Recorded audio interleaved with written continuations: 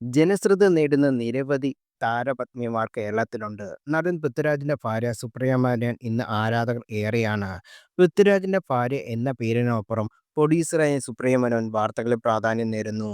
മുൻ മാധ്യമപ്രവർത്തകയായ സുപ്രിയ വിവാഹശേഷം മുംബൈയിൽ നിന്നും കേരളത്തിലേക്ക് ജീവിതം പറിച്ചു നടുകയായിരുന്നു. തുടക്കത്തിൽ ബുദ്ധിമുട്ടാണെങ്കിലും മലയാള സിനിമാ ലോകവുമായി സുപ്രിയ പിന്നീട് പൊരുത്തപ്പെട്ടു.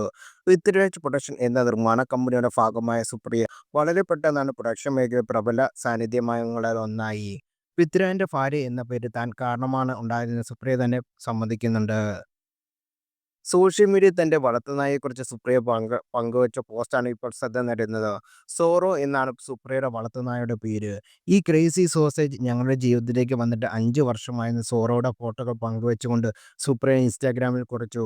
സോറോയുള്ള സ്നേഹം വ്യക്തമാക്കുന്ന നിരവധി ഫോട്ടോകളും സുപ്രിയ ഇൻസ്റ്റാഗ്രാമിൽ പങ്കുവച്ചിട്ടുണ്ട്. സുപ്രിയയുടെ ജീവിതത്തിലെ സന്തോഷമാണ് സോറയെന്ന് ആരാധകർ പറയുന്നു. അധികമാരും അറിയാത്ത ചില വിഷമഘട്ടങ്ങൾ സുപ്രിയയ്ക്ക് നേരിടേണ്ടി വന്നിട്ടുണ്ട്.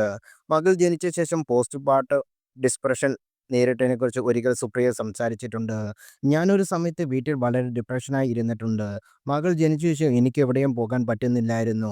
പൃഥ്വിയുടെ വർക്കുകൾ പോകുന്നുണ്ടായിരുന്നു. മകളെ നോക്കുകയല്ലാതെ എനിക്ക് വേണ്ടി ഞാനൊന്നും ചെയ്യില്ലായിരുന്നു. മാതൃത്വമാണ് എല്ലായിടത്തും വലുത് എന്ന് ഞാൻ വിചാരിച്ചിരുന്നില്ല. ആ 2 വർഷം എനിക്ക് കടുത്ത പോസ്റ്റ് പാർട്ടം ഡിപ്രഷൻ ഉണ്ടായിരുന്നു. ആർക്കും അതറിയില്ലായിരുന്നു. ഞാൻ മനസ്സിലാക്കിയതുമില്ല.